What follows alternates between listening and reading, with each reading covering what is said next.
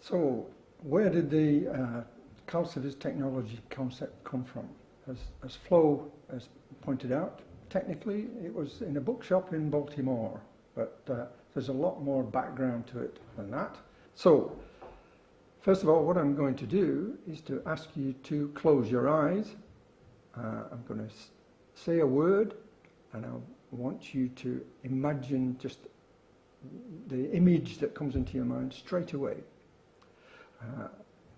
The word that I'm going to use, once you've closed your eyes, is caries. And the image which floats into the mind immediately of almost every dentist I've asked that over the last 30 years is a big brown hole.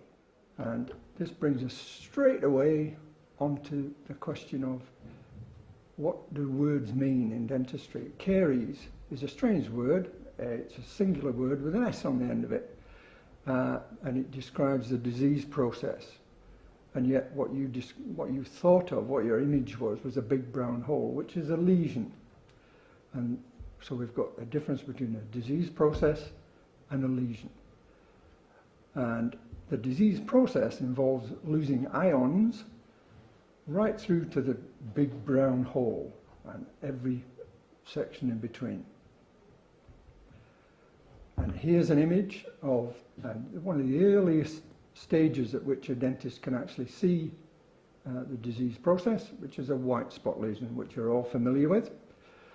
And that's, at that point, there's been a lot of ionic loss from this tooth. But that's the first optical clue that you get that the disease process is in action.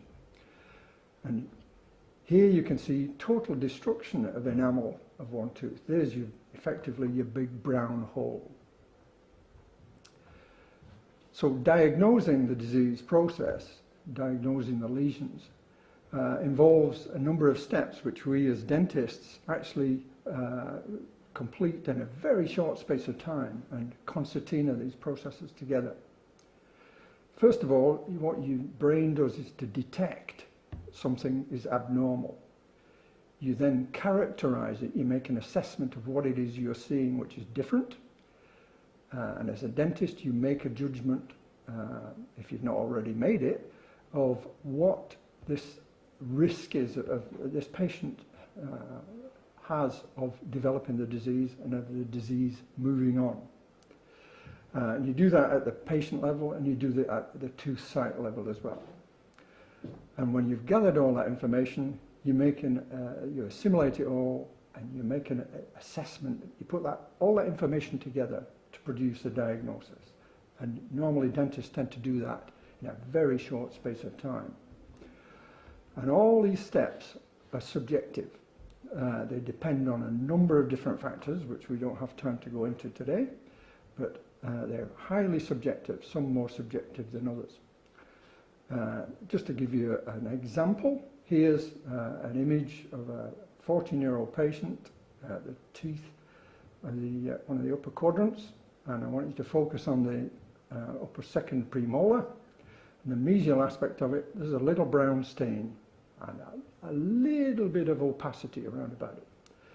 And this was on a student clinic when I taught many years ago, and I asked the student just to open that up a little bit to find out what was, if there was a problem. And to cut a long story short, the problem was that the caries had reached into the pulp and it was exposed. And this just wasn't a ham-fisted student. I actually exposed that because I'd told him to stop when he got deep. That shows you the difficulty of detecting and diagnosing caries.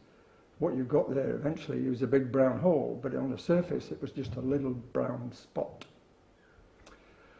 So, quite a difficult process, and what it should do, your diagnosis should specify at what stage the disease process is, and whether or not it's an active lesion or an inactive lesion. Is it signs of disease that is actively progressing, or has it stopped? Is it effectively scar tissue?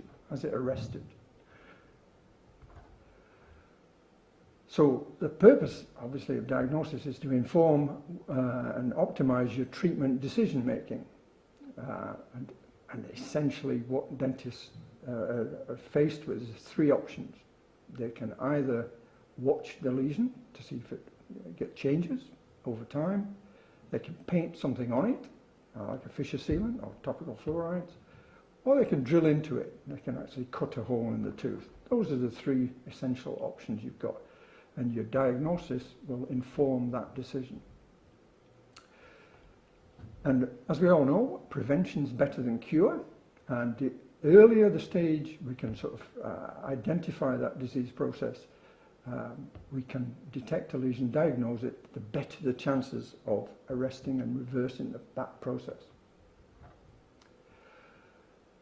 A few years ago, a group of Cariologists got together and decided to try and codify how dentists describe lesions. They tried to stage the disease process. And we tried to put together a systematic approach to lesion staging, which reduced some of this subjectivity. And it's been around now for, well, over a decade in academic circles, and it has got a relatively high degree of reproducibility. We think it's fairly robust. It's not perfect, but it has some robustness to it. The activity assessment, however, is a little bit more difficult. It is really still subjective, and although there is some evidence to support it, it's still in the sort of early stages in terms of visual and tactile assessment. Here's an example of some of the ICDAS codes. ICDAS means International Caries Detection and Assessment System.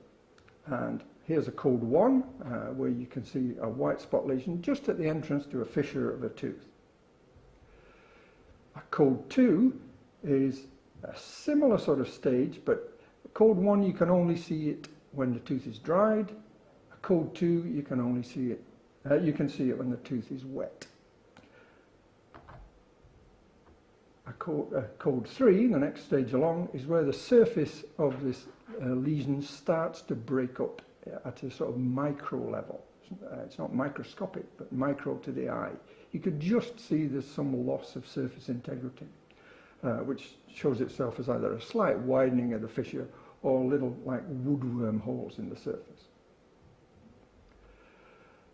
Code 4 is where you don't get this breakdown of the surface, but you get shadowing, underlying shadowing from the caries process in the dentin, but there's no surface cavitation or microcavitation. Nobody really needs an aid to diagnosis when you've got a big brown hole. You don't need anything else to tell you. Your eyes tell you. The assessment of lesion activity is the key element in the diagnostic process, since it will help determine the treatment decision. Obviously, if a lesion is arrested, it will generally require a different treatment option from that of a lesion which is actively progressing. Here's an image from nature, which is obviously showing us activity. It's frozen in time, it's an instant, it's a one-off, but we all recognise that there's activity going off there. So, is there anything analogous in dentistry on a surface of a lesion which might be able to give us that sort of information, which might say, yes, this is active, this is not? And what we've got initially is our visual information and tactile. We use some kind of probe to run over the surface. Visual tactile methods for activity assessment are recognized as being highly subjective. The visual aspect involves trying to judge whether a lesion surface is glossy or matte. One man's matte is another man's gloss. This is not a precise science.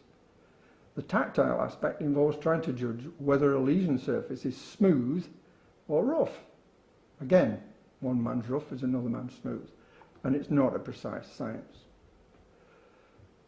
Showing that ICDAS code 2 image again, is that glossy or is it matte? Or is it somewhere in between? Highly subjective. The current methods of assessment, the additional methods like radiographs and other aids to diagnosis or detection, are got significant limitations, especially in terms of the time frame. You can take a radiograph to see a change. You take a radiograph months later, so there can be significant movement there. But there are all sorts of limitations for any of these other techniques. As an example, which Flo has already talked about, I sat down with one of my colleagues, Professor David Ricketts, and we examined 20 teeth, each with a lesion on, in the laboratory, so ideal conditions, no patient on the end of it. We coded them all, purely and simply for activity, not the staging. So here we have two Cariologists, and there's not many of us around in the world, both of us on this ICDAS committee. Between us, well over 50 years of collective experience of studying caries detection and diagnosis. And the result was, we both scored them 18 versus 2. David scored 18 inactive and 2 active. I scored 18 active and 2 inactive. So completely the sort of obverse results, which just demonstrates how difficult this procedure is and how subjective it is. We're familiar from the last sort of 40 odd years of research about the chemistry of activity of the caries process. It's well understood. Acids from the biofilm seep into the tooth, start to dissolve the ions, metal ions from the enamel hydroxyapatite, releasing calcium ions into the fluid within the enamel pores at the enamel surface. And we know that the calcium ion concentration within enamel fluid increases actively, inactively demineralizing enamel. So the question is there any way to image this submicroscopic increase in calcium ions within enamel pores when the enamel is actively demineralizing? And the answer is yes. In nature, there are a number of bioluminescence phenomena which involve light being emitted when specific chemicals react with calcium ions. For example, bioluminescence in jellyfish. And this was where I tripped up over a book in Baltimore and discovered the bioluminescence phenomena with calcium ions. Glowing in the ocean, jellyfish and other marine organisms emit a natural light show. This is bioluminescence, a chemical reaction that produces light for communication. Innovative dental imaging company CALCiViS also uses bioluminescence for the early identification of demineralisation associated with caries and erosion. The CALCiViS photoprotein produces light when it reacts with free calcium ions released from actively demineralising tooth surfaces. In this way, the CALCiViS imaging system supports a beautifully minimalist approach to prevention, using light to guide early intervention and stimulate patient communication and understanding of the value of preventive dentistry.